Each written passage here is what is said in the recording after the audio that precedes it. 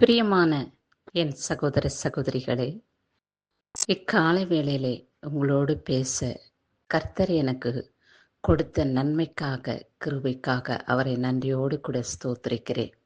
கடந்த மாதம் முழுவதுமாய் அவர் நம்மை கிருபையோடு வல்லமையோடு பாதுகாத்து கொண்டார். ஆயுசு நாட்களையும் பெருக செய்து இந்த புதிய மாதத்திலே கடந்து வர கர்த்தர் பாராட்டின நன்மைக்காக அவரை நன்றியோடு கூட ஸ்தோத்திரிப்போம். எந்த தீங்கும் துக்கமும் துயரமும் வேதனையும் சோதனையும் ஒன்றும் நம்மை தொடாதபடி அவருடைய இரத்த கோட்டைக்குள்ளே நம் அனைவரையும் அவர் மூடி மறைத்து பாதுகாத்து கொண்ட தயவுக்காய் அவரை நன்றியோடு கூட ஸ்தோத்திரிப்போம். உலகத்திலே பார்க்கையிலே எத்தனையோ விதமான மக்கள் பலவிதமான வேதனைகளை, சோதனைகளிலே, விபத்துகளிலே சிக்கி துக்கப்படுகிறதை நாம் காண்கின்றோம்.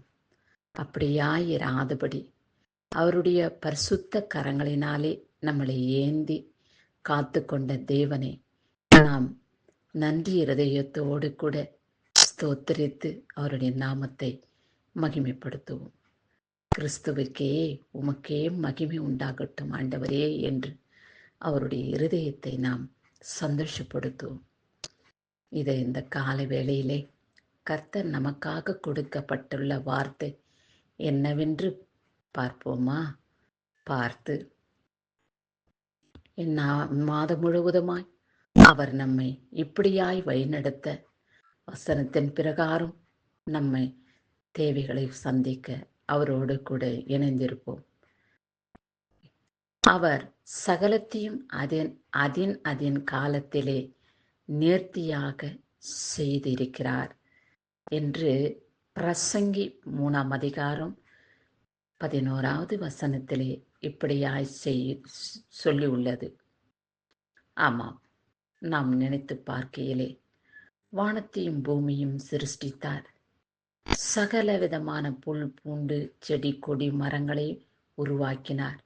சூரிய இரவுக்காக இதோ சந்திரனையும் நிலாவையும், பகலை ஆள சூரியனையும், இரவிலே பலவிதமான நட்சத்திரங்களையும் அவர் உருவாக்கினார். மிருக ஜீவன்களையும் ஊரும் பிராணிகளையும் ஆகாயத்து பறவைகளையும் உருவாக்கி நேர்த்தியான அததன் காலத்திலே அததன் வாழும்படியாக நாட்டு மிருகங்களையும் காட்டு மிருகங்களையும் உருவாக்கினார். நமக்கு பலவிதமான காய் கனிகளையும் செடி கொடி மரங்களையும் உருவாக்கி நமக்கு உணவாக கொடுத்திருக்கிறார். எத்தனை மகிமையுள்ள தேவன், எத்தனை கருசனையுள்ள தேவன் என்று நினைத்து பாருங்கள். இவைகள் எல்லாவற்றையும் படைத்து லாஸ்ட் கடைசியாய் மனுஷனை உருவாக்கினார். மகனே மகளே, இவைகளெல்லாம் உமக்கே ஆண்டுகொள் என்று சந்தோஷப்படும்படியாக நம்மை இந்த உலகத்திலே எல்லா விதத்தையும் அனுபவிக்க அதிகாரம் கொடுத்திருக்கிறார். அப்பேற்பட்ட தேவனை நாம் துதிக்கிறது ஆச்சரியமான காரியம் அல்லவா? உலகத்திலே எத்தனையோ விதமான மக்கள் வாழ்ந்து வருகிறார்கள். பலவிதமான தெய்வங்களை தனக்கு பிடித்தபடி வணங்குகிறார்கள். ஆனால் நம்மை அவர் பேர் சொல்லி அழைத்திருக்கிறார். அவரோடு கூட இணைந்து அவருடைய நாமத்துக்கு மகிமையாக நாம் வாழ பரிசுத்த ஆவியானவர் நமக்குள்ளே வாசம் செய்ய நாம் அவரிடத்திலே நம்முடைய ஆத்துமாவை ஒப்பு கொடுப்போம். நம்முடைய இருதயத்தின் தேவைகள் எத்தனையோ இருக்கின்றன. அவைகளை எண்ணி பார்க்க முடியாது. அவை எல்லாவற்றையும் அவருடைய பார்வையிலே காணப்படுகிறதல்லவா? உன் இருதயத்தின் தோற்றத்தின் நினைவுகளை நான் அறிந்திருக்கிறேன் மகனே மகளே, கவலைப்படாதே. உன் தேவைகள் சந்திக்கப்படும். அதன் காலத்திலே அதன் நேரத்திலே நேர்த்தியாய் உனக்கு நான் செய்து முடிப்பேன். அவசரப்படாதே மகனே மகளே. அவசரப்பட்டு துரிதமாய் வரக்கூடிய ஆசீர்வாதம் துரிதமாய் நம்மை விட்டு கடந்து போய்விடும். பொறுமையோடு காத்திருந்து அவர் பாதப்படியிலே அமர்ந்து நாம் ஆசீர்வாதத்தை கொள்வோமே ஆகியில் நமக்கு ஆசீர்வாதமாகவும் நம்முடைய வம்சத்துக்கு அது ஆசீர்வாதமாகவும் காணப்படும். அப்பொழுதுதான் நாம் நினைப்போம், ஆமாம், கர்த்தர் இதற்காகத்தான் தாமதித்துக் கொண்டிருந்தார், என்னுடைய விண்ணப்பத்தை கேட்க. இந்த விதமான காரியங்களை ஆச்சரியமாய் அதிசயமாய் செய்வதற்கு தான் கர்த்தர் தாமதித்துக் கொண்டிருந்தார்.